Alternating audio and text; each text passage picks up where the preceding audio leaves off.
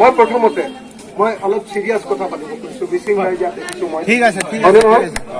মই এটা কথা সুধিব খুজিছো ডাক্তৰ ৰণোজ পেগু মোৰ নিজৰ ককাই দেউ নিচিনা গো বেক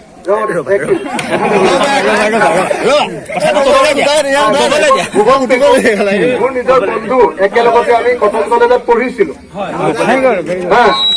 একেলগতে আমি পঢ়িছিলো এতিয়া আগতে মই যেতিয়া ৰণোজ পেগুৰ লগত আছিলো ভুৱন পেগুৰ লগত আছিলো সদায় কোৱা শুনিছিলো যে মিচিংসকলৰ মুক্তি পাবৰ কাৰণে একমাত্ৰ ৰাস্তাটো হ'ল শিক্ষিত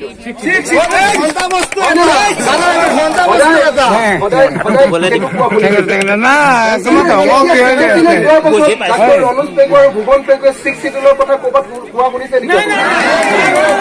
ক'ৰবাত শুনিছে নেকি শুনিছে নেকি নাই শুনা বিজেপি তেওঁলোকৰ মুখত কিবা দি দিলে নেকি বাৰু পইচা পইচা কি হ'ল ঘটনাটো কি পইচা দিছে ঘটনাটো মহাত্মা গান্ধী দিল্লীৰ লাড়ু লাড়ু সোমাই গ'ল ঘটনা মহাত্মা গান্ধী দিল্লীৰ লাড়ু আৰু দিছপুৰৰ লাড়ু সোমাই গ'ল নহয়নে মুখখন মেলি এতিয়া মুখখনত আৱাজ দিব নোৱাৰে ভিতৰত লাড়ু সোমাই গ'ল হয়নে নহয় ত মই আপোনালোকক স্পষ্টকে ক'ব খোজো যে আমাৰ ৰাইজৰ দলে বিৰোধী ঐক্য মঞ্চৰ এটা ৰাজনৈতিক দল ৰাইজৰ দল য'ত মই সভাপতি ৰাইজৰ দলে আমি স্পষ্টভাৱে ডিমাণ্ড কৰো যে অসমৰ ৰাভা অসমৰ তিৱা অসমৰ মিচিং অসমৰ সোণোৱাল কছাৰী আদি যিবিলাক আমাৰ ট্ৰাইবেল জাতি আছে যিবিলাকে প্লেইনছ এৰিয়াত বসবাস কৰে তেওঁলোককো সংবিধান সন্মত স্বায়ত্ত শাসনৰ ব্যৱস্থা গ্ৰহণ ইয়াতকে স্পষ্টকে কোৱা ৰাজনৈতিক নেতা আপোনালোকে অসমত যিটো কথা ৰণোজ পেগুৱে ক'ব লাগে যিটো কথা ভুৱন পেগুৱে ক'ব লাগে যিটো কথা আপোনালোকৰ জাতীয় সংগঠনসমূহে ক'ব লাগে এতিয়া তেওঁলোকে সেইটো কথা নকয় অকল ইলেকশ্যনৰ আগত কয় যে আমি বিজেপিক ভোট দিলে 6 শিডিউল পাম তেনেকুৱাকে কেইবাটাও ইলেকশ্যন পাৰ হৈ গুচি গুচি গ'ল হয়নে নহয় 16 গ'ল 19 গ'ল আকৌ 21 গ'ল হয়নে নহয় চব ইলেকশ্যন পাৰ হৈ গ'ল প্ৰত্যেকবাৰে মিচিং মানুহক গৈ কয়গে অখিল গগৈ সোমাবলৈ নিদিবি দেই মিচিং এলেকাত সোমাবলৈ নিদিবি দেই অখিল গগৈ সোমালে আমি 6 শিডিউল নাপাম এনেকে কয় অখিল গগৈ সোমালে বিজেপি আমাক 6 শিডিউল নিদিব এনেকে কয় তো এনেকে কিমান টুপ দিব আৰু ডাক্তৰ ৰণোজ পেগু আৰু ভুৱন পেগু হেল্ল' হেল্ল'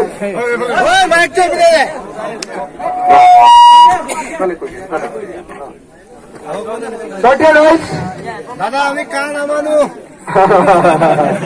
ঠিক আছে 1 নম্বৰ 2 নম্বৰ ৰ'ব অকণমান ৰ'ব মই এইবাৰ আমাৰ ৰাইজৰ দলে আৰু কৃষক মুক্তি সংগ্ৰাম সমিতি আৰু ছাত্ৰ মুক্তি সংগ্ৰাম সমিতিয়ে দাবী কৰি আছিল যে মিচিঙৰ যিটো আমাৰ জাতীয় উৎসৱ আলি আই লিগাং হয়নে লিগাঙত ৰাজ্যিক অসম চৰকাৰৰ ৰাজ্যিক চৰকাৰী বন্ধ ঘোষণা কৰিব লাগে লাগেনে নালাগে মই সকলোকে সুধিছো আমাৰ অসমৰ ভূমিপুত্ৰ মিচিংসকল অসমীয়া জাতিৰ আটাইতকৈ পুৰণি জাতি মিচিংসকল হয়নে আদিবাসী বুলি কয় ভূমিপুত্ৰ বুলি কয় যদি মিচিং ভূমিপুত্ৰসকলৰ জাতীয় উৎসৱ লিগাঙত যদি চৰকাৰী বন্ধ নিদিয়ে ফাগুন মাহৰ বুধবাৰ প্ৰথম বুধবাৰটোত নহয় জানো যদি নিদিয়ে তেতিয়াহ'লে কোনটো দিনত আচলতে চৰকাৰী বন্ধ ছট পূজা যদি বিহাৰী সম্প্ৰদায়ৰ যদি ছট পূজাত যদি সঁচাকে চৰকাৰী বন্ধ দিব পাৰে আমি কিয় নাপাম আলি আই লিগাঙত দিব লাগে নে নালাগে মই যেতিয়া চৰকাৰক কৈছিলো যে আলি আই লিগাঙত চৰকাৰী বন্ধ নিদিলে কেতিয়াও বিজেপি চৰকাৰ হিমন্ত চৰকাৰক কেতিয়াও শান্তিত থাকিবলৈ নিদিওঁ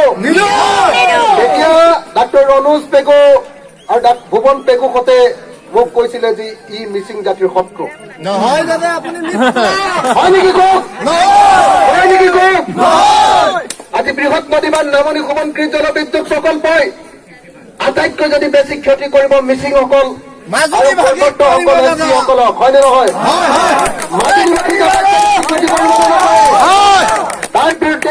লগতে ডাক্তৰ ৰমেশ পেগু ভুৱন পেগুৰ সৈতে ইন্দ্ৰ চুংকাঙৰ সৈতে একেলগতে আন্দোলন কৰিছিলো, কিন্তু যেতিয়াই তেওঁলোক চৰকাৰত গুচি গ'ল, বিজেপিৰ লগত গুচি গ'ল, তেওঁলোকৰ মুখত সোপা দি দিয়া হ'ল। এটা জেলতো গ'ল দাদা। মুখ বন্ধ হয় নে নহয়? আমাৰ বৃহৎ নদীখন বন্ধ হ'ব লাগে নে নালাগে? লাগে। গতিকে ৰাইজ, এটা স্পষ্ট কথা কবলৈ আহিছো, মই অসমীয়া ল'ৰা, অসমৰ কাৰণে সদায় গোটেই জীৱন দি দিছো, গোটেই জীৱন। বিজেপি চৰকাৰৰ 5টা বছৰত মই 3টা বছৰ মোক জেলত ৰাখিছে ৰাইজ। এখন মানুহৰ কাৰণে কাম কৰাৰ কাৰণে, আপুনি জিকিছে। হয়নে নহয়? আৰু জেলৰ পৰা মই ইলেকশ্যন খেলোতে ৰাইজে মোক ভোট দি জিকাইছে ৰাইজ, হয়নে নহয়? তাৰ পাছত যেতিয়া মই কওঁ লিগাঙত বন্ধ দিব লাগে, তেতিয়া ৰমেশ পেগুৱে কয় যে ই মিচিং জাতিৰ শত্ৰু। দাদা লেট দেম গো এইবিলাক। যেতিয়া মই কওঁ যে শিখ যিদৰে আমাৰ মিচিংসকলক লাগিব, যেতিয়া মই কওঁ যে সংবিধান অন্তত ৭৬ শাসন মিচিংসকলক লাগিব, তেতিয়া বিজেপিলৈ যোৱাৰ কাৰণে আজি ডাক্তৰ ৰমেশ পেগু আৰু ভুৱন পেগুৰ মাত পুৰা বন্ধ।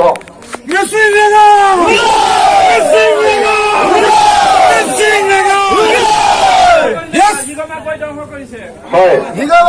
আৰু এতিয়াতো একদম আমাৰ কাউন্সিলখনতো ইগ' মাকবৰ, হয়নে নহয়? একদম ইগ' মাকবৰ কাউন্সিল, হয়নে নহয়? ইগ' মাকবৰ যি লুটিছে তাৰ বাহিৰেতো ৰাইজে একো পোৱা নাই, পাইছে নেকি? ৰাইজেতো একো পোৱা নাই, হয়নে নহয়? বলিউডত নেপোটিজম, আমাৰ পৰিষদতো নেপোটিজম।